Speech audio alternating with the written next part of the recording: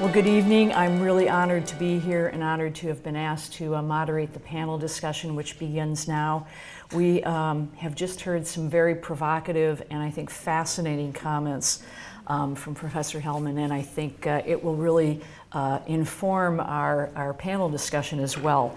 So let's get started, and I'll ask our panelists to come up as I introduce them, and then we'll ask each one of them to begin with some opening remarks. I've got a question for each of them that will sort of kick off the discussion, and then we want to have plenty of time left over for discussion with you all. So please be thinking of questions that you'd like to ask our panelists.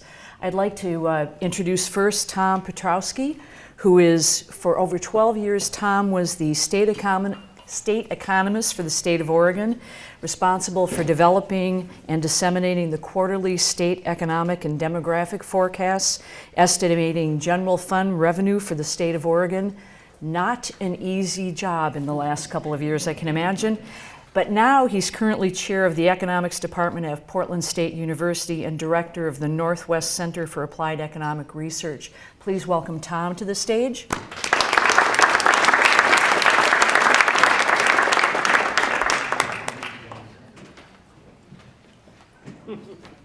And then immediately to the right of Tom, Michael Rao.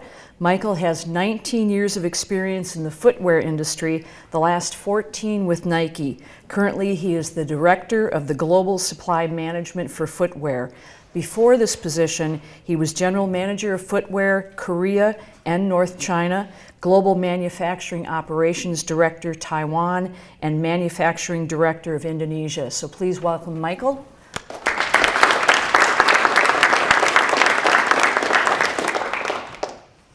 And our last panelist, who has asked me to remind you that he just got off a plane on Monday from 21 days in China, so if he seems a little jet-lagged, he probably is. Bob Fraser is president of EduVents, an organization with the mission of bringing our world together one event at a time, with planning and coordination of educational conferences, domestic and international events such as study group tours. Bob is president-elect of the Portland-Suzhou Sister City Association, which promotes educational, cultural, and business exchanges between Portland and our sister city of Suzhou. Bob, as I just mentioned, recently returned from a 21-day journey to China to promote Oregon colleges and universities. So please welcome Bob.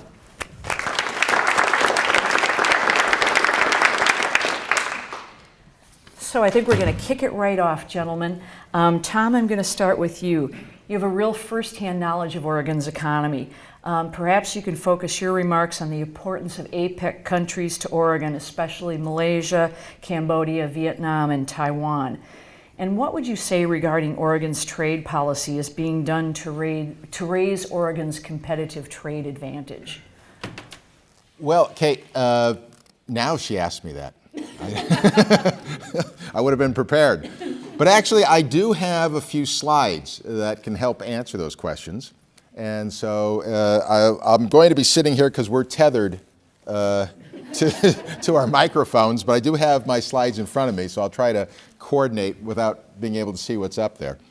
But really, exports, and the president mentioned how large they are for Oregon, and really, they're absolutely important to our economic vitality.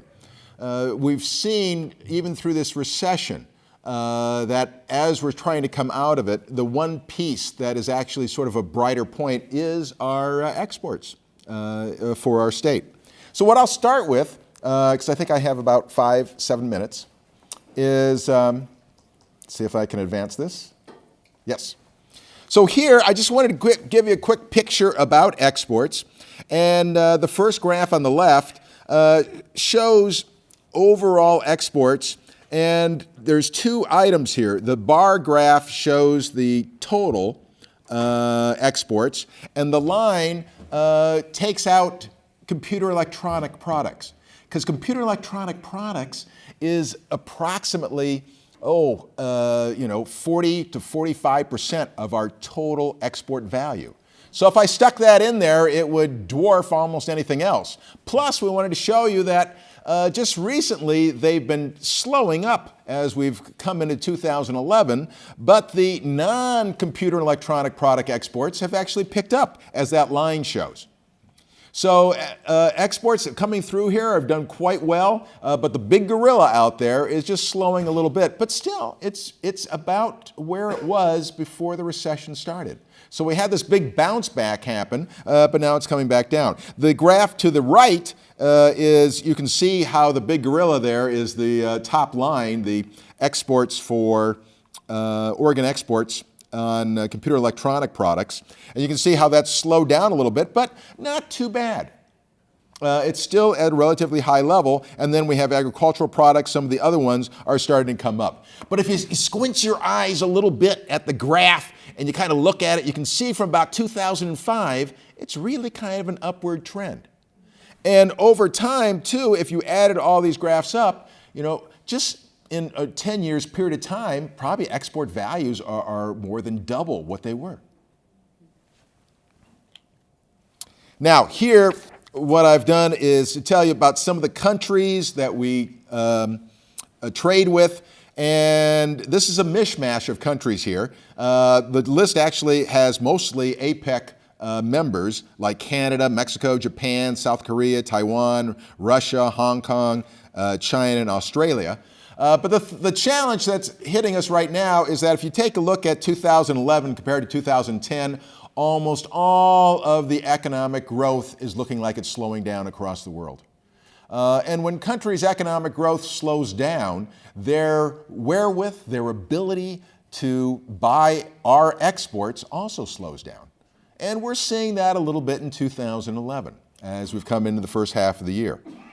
Now, Japan, for example, is down quite a bit, and that's really a reflection of the earthquake, the natural disaster.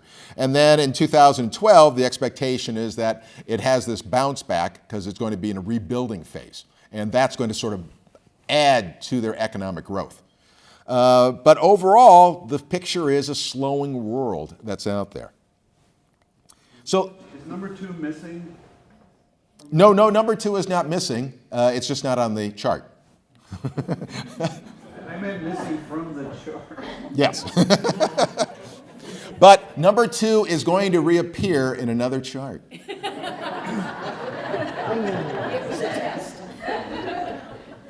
But I have a chart. The chart that's coming up is APEC countries. And you'll see the top 6 are all APEC countries, the top 6 export destinations for Oregon exports. I knew what you meant. All right, here, Oregon export history with APEC countries. And what we did here is we also pulled out China by itself because, once again, it would just dominate the graph. But if you think about the China with the APEC non-China, notice that they're all about the same size as the non-APEC countries, which is the rest of the world that Oregon exports to. And the interesting part here is that during the recession that we just hit, and I'll a little bit counter to Professor Hellman, I think we are in recovery. It's just such a, I don't want to use the word piss poor, but it's such a bad recovery that, it seems like we're still in the throes of it. But notice China, the exports dropped. APEC non-China countries are, from peak to trough, dropped by over 46% in the recession. The non-APEC countries dropped about 32%, but China's exports, peak to trough, only dropped a little over 7%. And how do we attribute this? Part of it is because computer electronic products is such the huge gorilla for us. And we have some connections. It's the Intel connection with China. 2 years ago, they opened up a new plant there. And so all that these statistics, they're not necessarily finished products that we're talking about being shipped over, but it's a lot of parts and things that get assembled into China, and also the Intel plants that are in China. And so that really sort of kept it up a little bit. And then there's Triquint, who has a real connection with a company called Foxconn. And they basically are the sort of manufacturing arm of Apple. and all the aspects that the Apple items, your iPads, your iPhone, and so on, and they've been quite the supplier of the guts that go in there. And so that's also helped kind of help the China situation not be such a bad drop to us as before.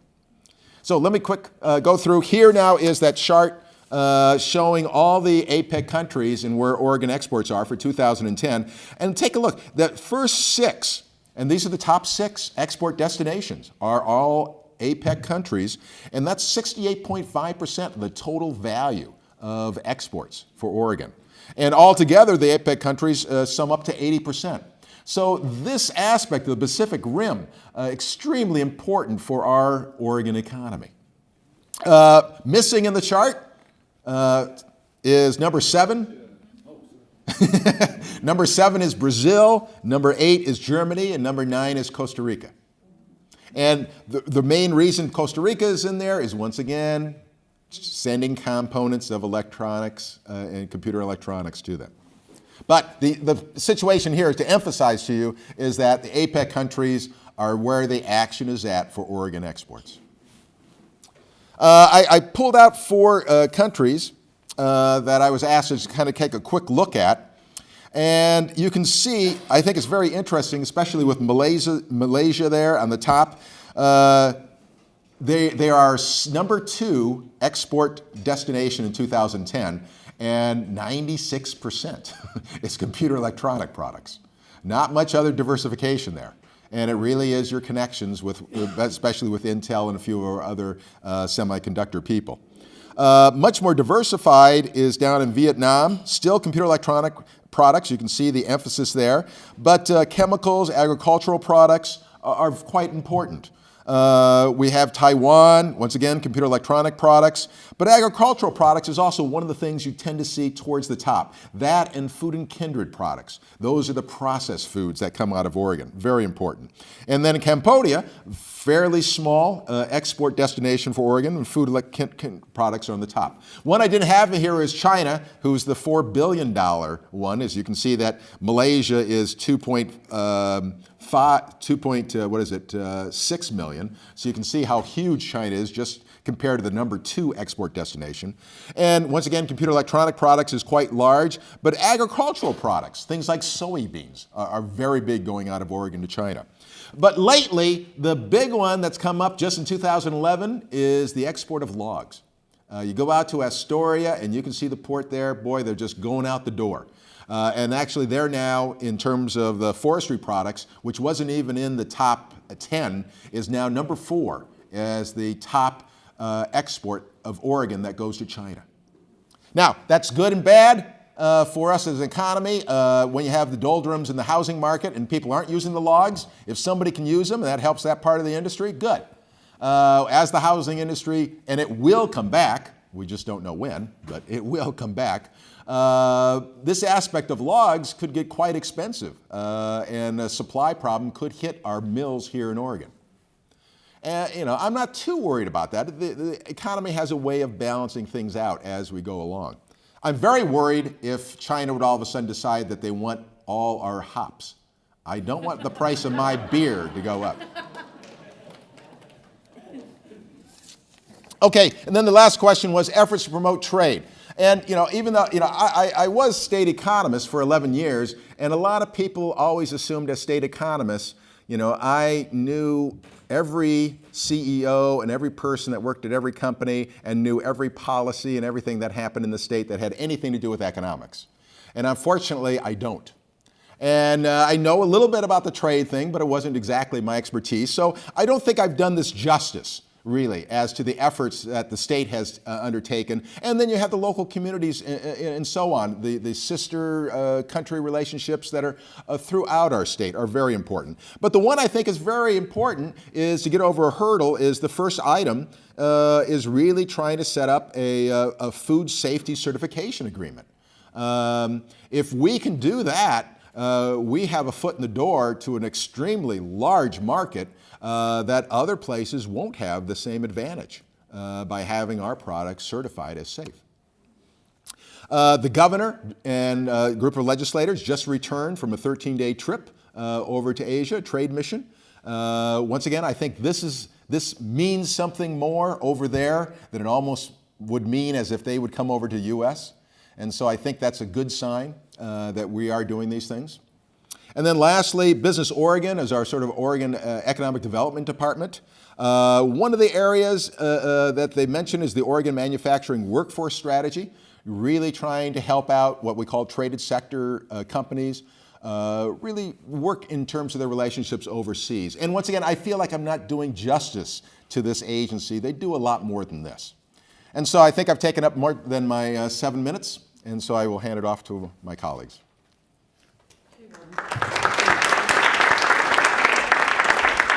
We're going to move on to Michael, and Michael represents our hometown company, Nike, as you know. And Michael, you've spent a lot of time in Asia and other in Asian countries, and so maybe talk a little bit about you move a lot of goods. You can focus maybe your remarks on how Nike works with your suppliers in terms of materials, independent contractors from Asia, from Indonesia, Vietnam, and India, which is not an Apec member, as we know. But could you share with us a little bit about how Nike decides to invest in a particular country, a particular company overseas, and maybe give us some insights of what your experience has been in the intricacies of working with companies in China in particular, but other Asian countries or Apec countries as well. Okay, thank you. So for starters, Nike is very fortunate in that in its 35 years of existence, the majority of the independent contractors or the factories that we work with in Asia, across Asia, have been with Nike for 20 to 30 of those years.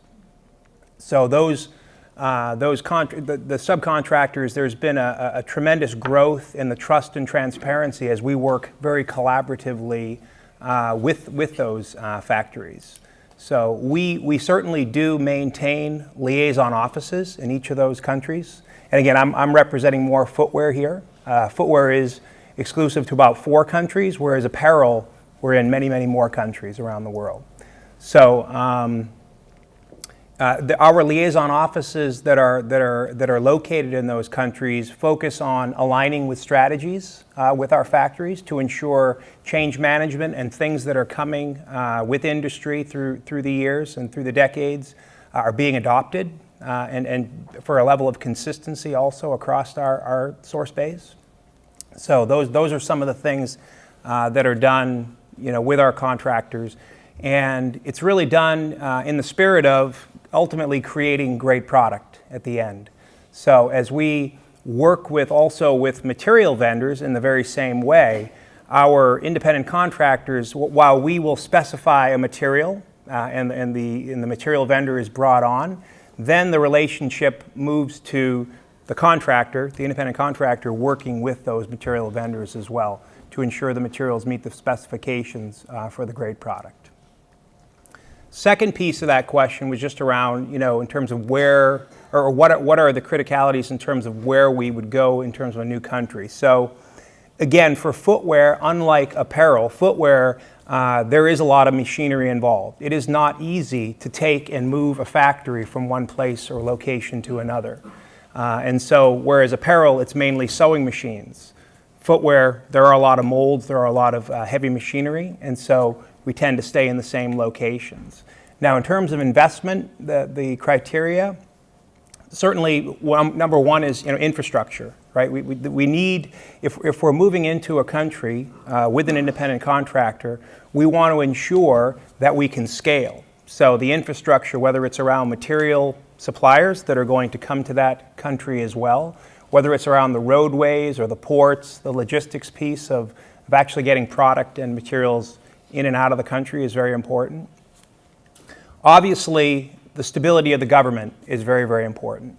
And when we think about here tonight about trade, and we look at protectionism versus preferential trade, which is very, obviously a prevailing topic as we move forward. So that's certainly a key thing to recognize as well. Obviously, the availability of labor, because it does require a large factory, you're talking about an abundance of labor, and our ability then to scale that across the country or across the city. I would say finally, again, as we move forward, and some of the markets like China or Brazil or even India become bigger in terms of nationals buying the product, in terms of that, we certainly look for that as being another aspect of what are our sales in that local market. That's where there continues to be discussion around what are the opportunities here in the U.S. In time.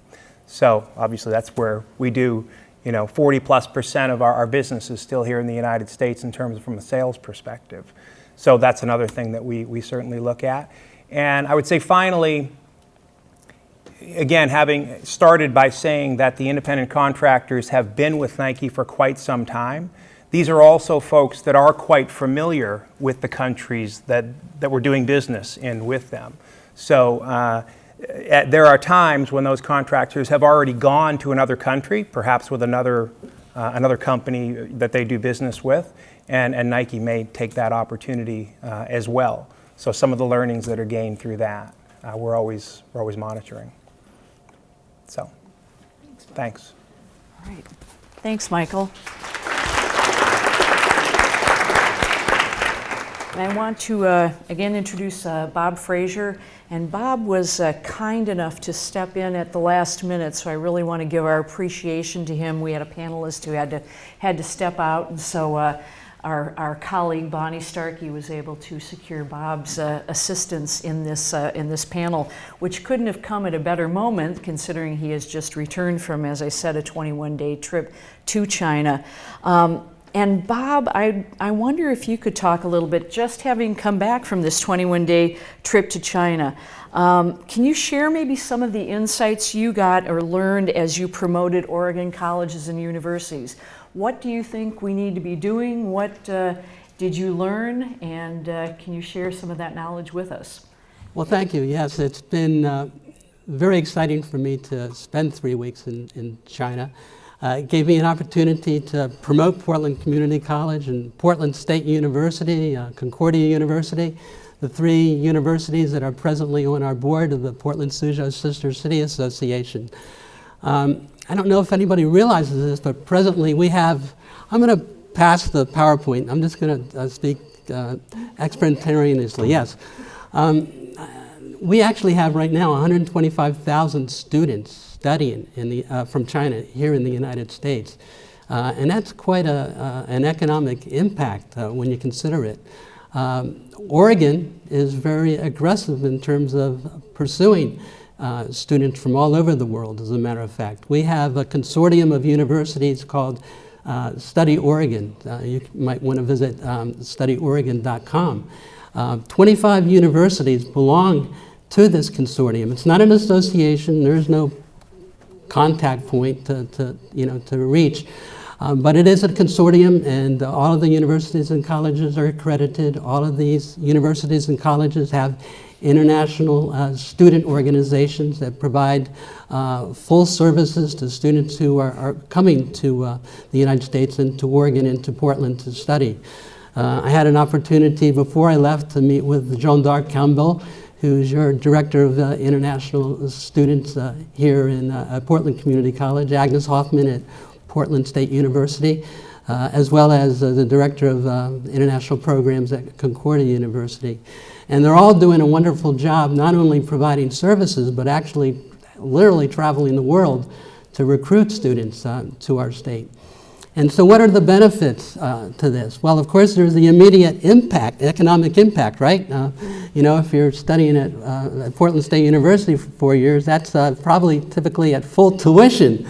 And then you have to consider housing and food and all of the products that they're buying, Apple computers and iPhones and all of those good things. So the immediate impact is quite significant. And then there's the direct impact of these students studying here because, after they graduate, they go back to China. And they either work for the government or they work for businesses. And because of their knowledge and experience here in Portland and in Oregon, They've developed some contacts. They have a better appreciation of our country, of our economy.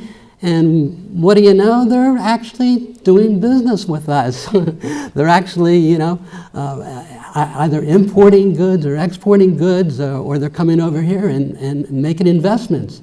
You only have to look at the Wilson Chens of the world with APIC, or Jim May, or an attorney and president of our Portland-Suzhou Sister City Association, to see the tremendous impact just those two individuals have made in terms of our economy in Portland. So it's a wonderful opportunity, and I've got to commend the community colleges also. One, my daughter just graduated from Miami-Dade Community College, and I'm very proud of her with her AA degree, and she's now pursuing certification as a physical therapist assistant, which I'm so delighted. And thank goodness she's taking advantage of that prepaid college tuition program that I put money in for over 12 years. So, the community colleges are a tremendous benefit to our nation. President Obama actually spoke at her commencement address, so the president realizes the importance of community colleges. When I was over in China, I was promoting your community college and Portland Community College because, one, you got the 2+2 program, so they can come over here and they can study at Portland Community College for 2 years, and then automatically, of course, if they're successful in their studies, go to Portland State University or the University of Oregon or Oregon State University, and at a much smaller tuition fee too. Wow, they save, I understand, as much as maybe $35,000 over those 2 years. So that's pretty good. Also, why would a student come to Portland Community College or Lane Community College? One, well, because of the class ratio. You have much smaller class ratios, student to faculty class ratios. Another reason. They get very individualized attention at a community college, right? They're not at this big state university, Portland State University, 28,000 students, 1,700 international students from 100 countries. No, they're coming to a community college, 3 campuses here, where they really get individualized attention.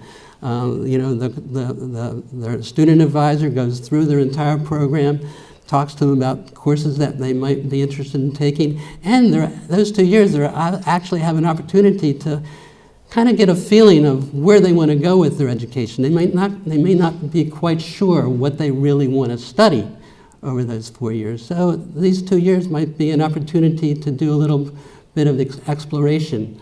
And then by the time they graduate from Portland Community College, they know exactly what they want to do at Portland State University. So there's another good reason.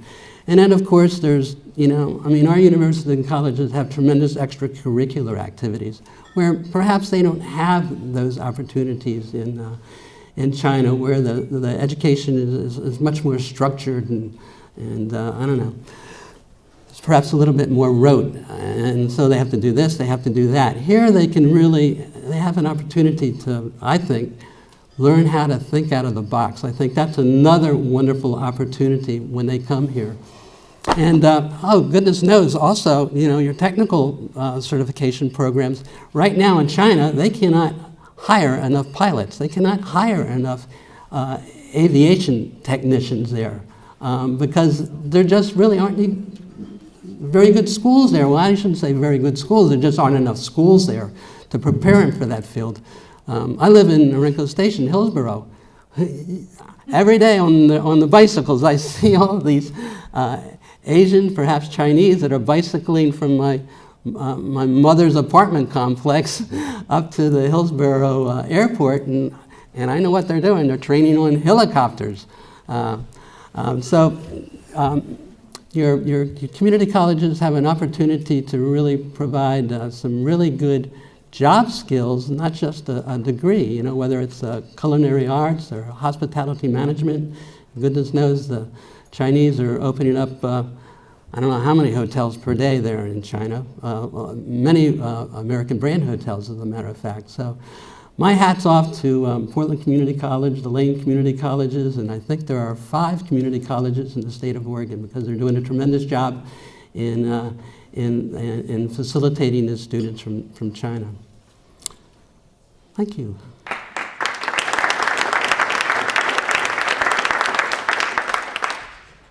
We have three panelists with very differing experiences and very differing opinions, I would suspect, on some of the issues that we've talked about.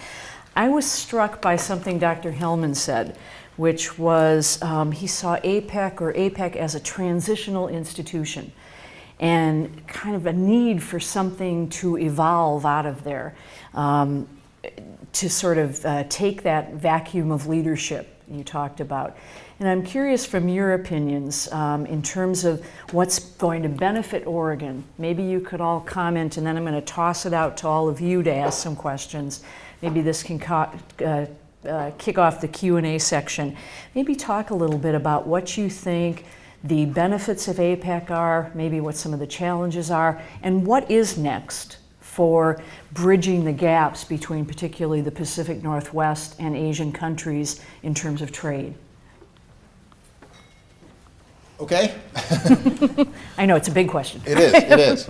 Well, I would say, unlike I think the portrayal that Professor Hellman gave with the U.S. and kind of, looking the other way in terms of the importance, the economic importance of the Asian countries. In Oregon, I think that's the complete opposite. I think there's been a real recognition of having to make close connections with the Asian countries.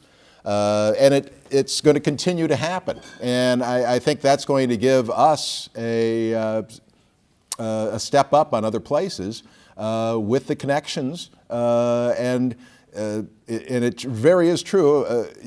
You have to have these personal connections with these countries, not just the economic ones. The two really go hand in hand there. And we are moving in those directions. China, for example, 20 years ago was not even in the top 20 export destinations for Oregon. And now it's number one. And it's been number one for a couple years. And those type of changes are going to keep happening for us. And so the universities, as Bob was talking about, very much trying to make connections. I'm now chair of the economics department, and we got a call from Waseda University in Japan to start offering some courses for their students coming over, and they're going to pay for it. So these are things that you didn't even hear about before. So, and once again, too, we have probably the best ambassador system through higher ed in terms of making these connections. And it's reaching through all levels. I think before it was much more just at the state universities and the private universities, but really is across the board now to also the community colleges playing a very important role in this.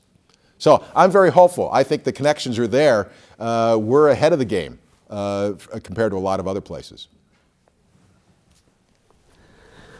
Well, in Beijing, we attended the International Chamber of Commerce conference there, and we had chambers of commerce from all over the world, and I attended a roundtable of mayors from I don't know how many countries, and I was amazed at how much investment China has in South America and Africa. It was just absolutely mind-boggling.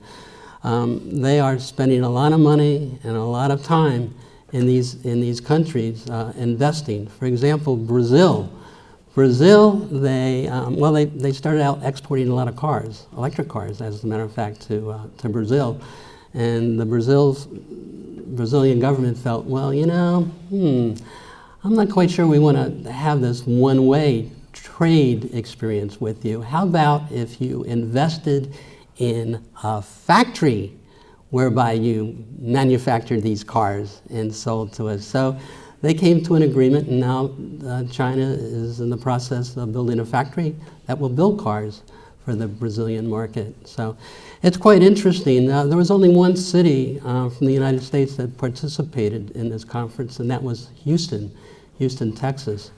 So yes, as you say, networking and making contacts and developing relationships with the Chinese is very, very important. And I would like to see more opportunities of, our country and our state and our city going over to China and making those contacts. I'm happy to say that that the mayor of Portland will be visiting our sister city, Suzhou, October the 28th to the 30th, with a small delegation, including myself, to explore some investment opportunities there. And of course, I will be promoting our universities and colleges. Thank you. Michael, you want to add anything? Yeah, sure. I actually let my fellow panelists go in order because I think that obviously I'm going to provide not a different perspective, but obviously I don't work in this part of Nike's company, right? In terms of, but what I can say is obviously Nike employs 22,000 people across the United States, many of which are right here in Oregon. So obviously very much promoting free trade around the world. And so obviously our largest footprint with our independent contractors is throughout Asia. And we've actually hosted several contingents from China recently on the Nike campus.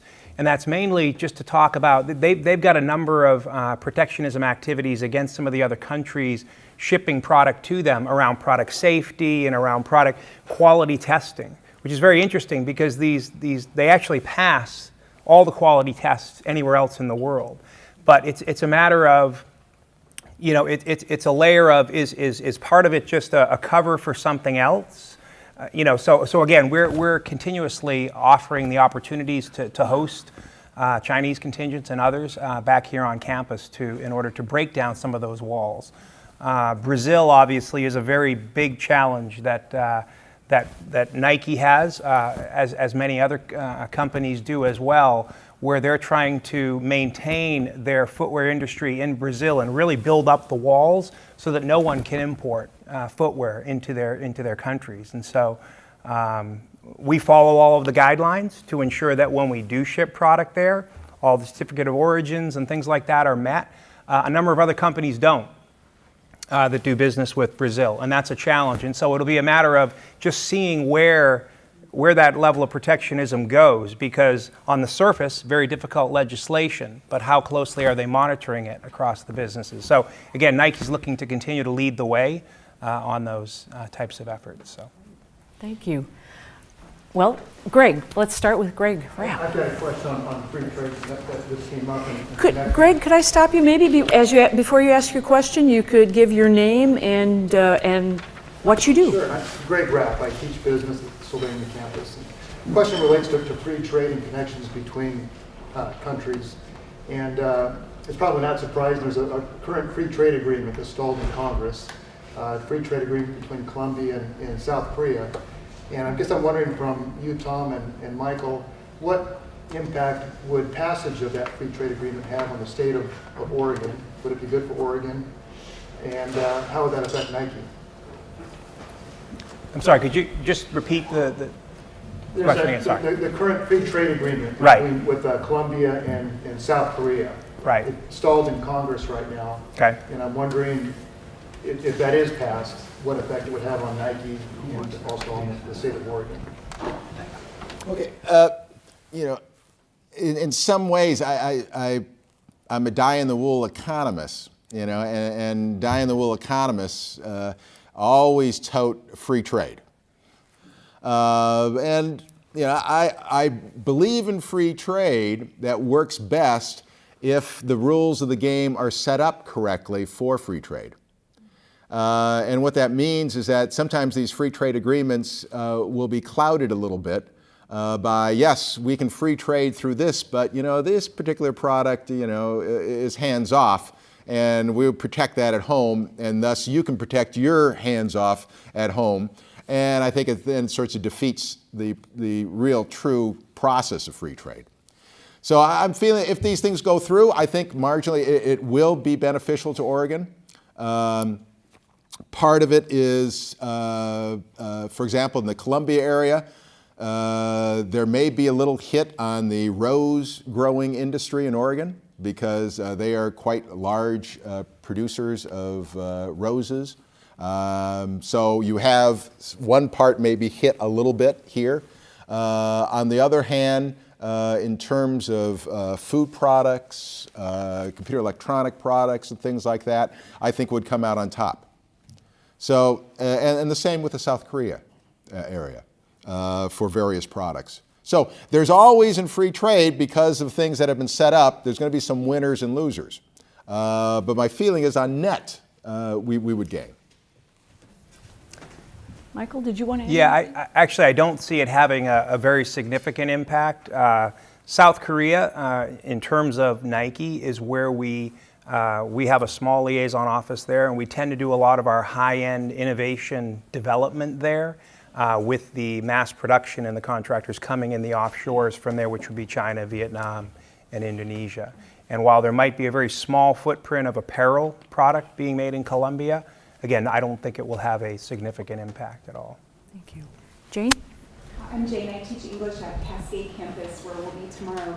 And my question is for Michael. Given that Nike's, from my perspective, taken the earliest and the most heat about hiring an overseas labor pool, and it seems like Nike's kind of the biggest, easiest target often for what many companies are doing overseas. So what do you think? What do you think some of the lessons have been in that area, and what do you think you can share now with other companies in a global economy? Yeah, again, the business model has been obviously to work collaboratively with independent contractors that have that expertise in those countries. So they have a product expertise, they have a capability to scale, they've built a factory and mass production. So I think Nike, well, I know Nike obviously has certainly a responsibility to that. However, that business model is the Nike business model. And that's why, as I mentioned, the vast majority of the independent contractors that we work with have been with Nike for 20 to 30 years, so almost from the beginning. So we have grown up, and I guess you could say changed the industry in that way together, and that continues to be a business model that works. Let's go to Deborah, and then we'll go over here. Hi, I'm Deborah Seib. I'm an administrator at Sylvania. I have a question for Michael Rao. And I ask this in terms of our students and what they need to know and what this means to them. When you are looking at overseas managers, what are the key competencies that you're looking for that they need to have to be successful in Asia? Okay. Well, certainly a sensitivity to culture, because having grown up as a boy in a small town in Massachusetts of 6,000 people, I think, obviously I was very small town, and I had an opportunity to move to Indonesia when I was in my mid-20s, and I guess in a way would have never thought I would have adapted so easily. My parents are German, so maybe there's some culture there, but what I've seen is what traits Nike is looking for in terms of managers that go overseas. So certainly a cultural awareness. Throughout the company, Nike is always leading, always changing. So anybody that works in Nike, or even the independent contractors, there's a sense of change will always happen, and that's a good thing. So innovative thinking, certainly being very collaborative. Okay, in my world, working in supply management, one day, I'm obviously working with our geographies on delivery. I'm working with Asia on setting up capacity and sourcing and delivery, and at times integrating with governments, through other folks to talk about protectionism and things of that nature. And so, in terms of what then happens is these employees or these folks, they grow, right? They grow in their capabilities and competencies, and then what Nike would like to be able to do is then bring those people back to other, whether it's world headquarters here or it's somewhere in Europe, another office, to ensure that cultural blend occurs.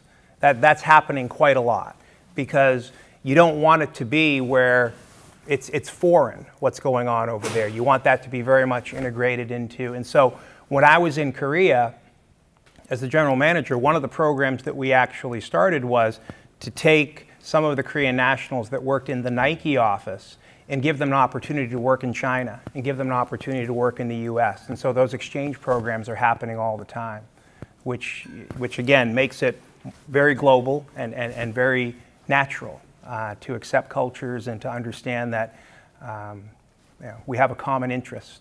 And so. Thank you. And question here? I have a question for Michael. My name is Ray Olson. I'm an independent filmmaker, retired community college sociology teacher.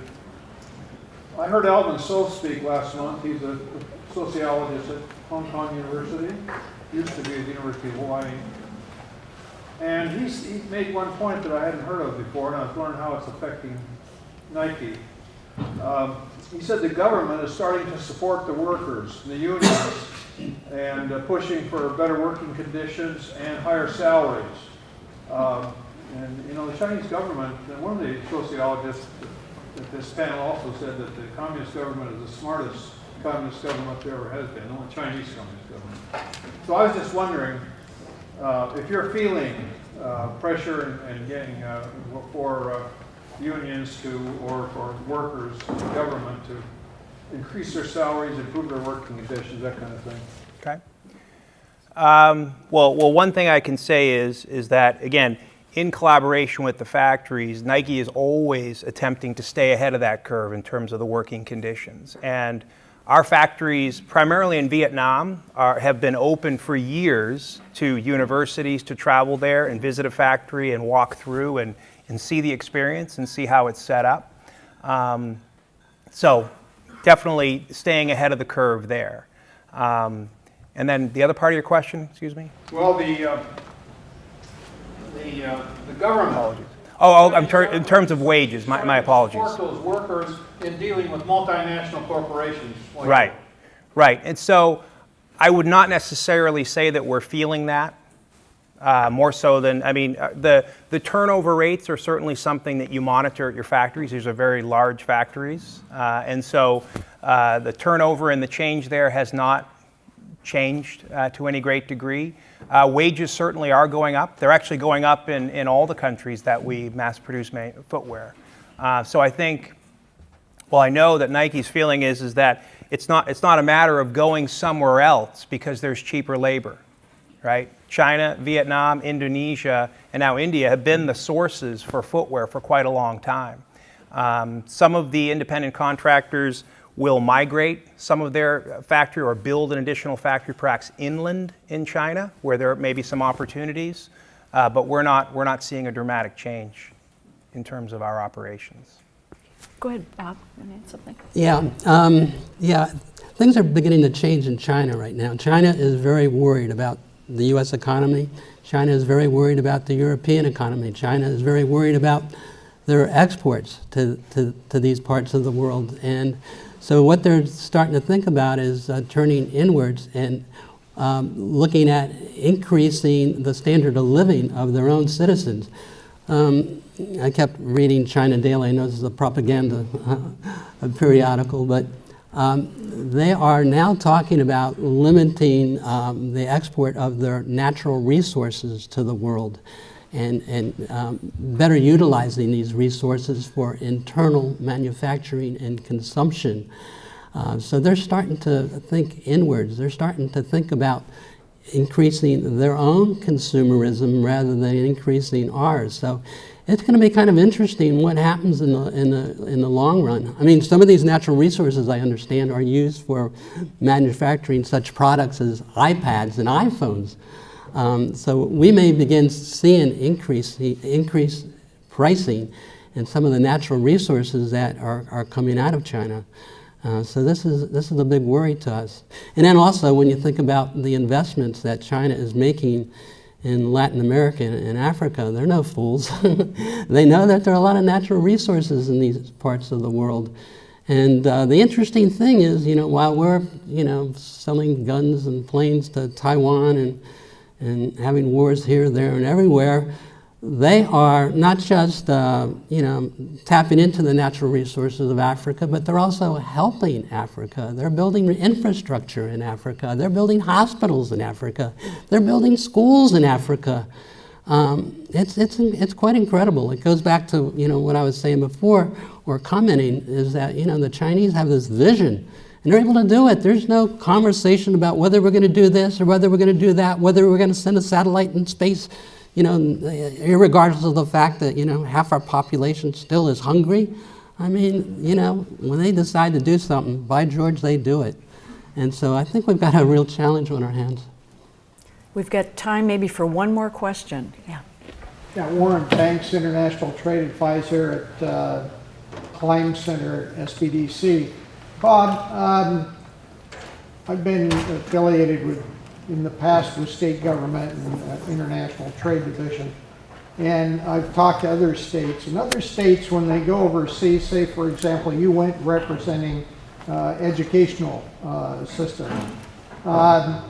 Many times they will integrate the educational part, will integrate into the economic part and other, so they aren't just a sole silo going overseas, but they will say, yeah, what can I do for you? What message can I take? And I don't see that happening in Oregon, do you? Oh, interesting. Okay.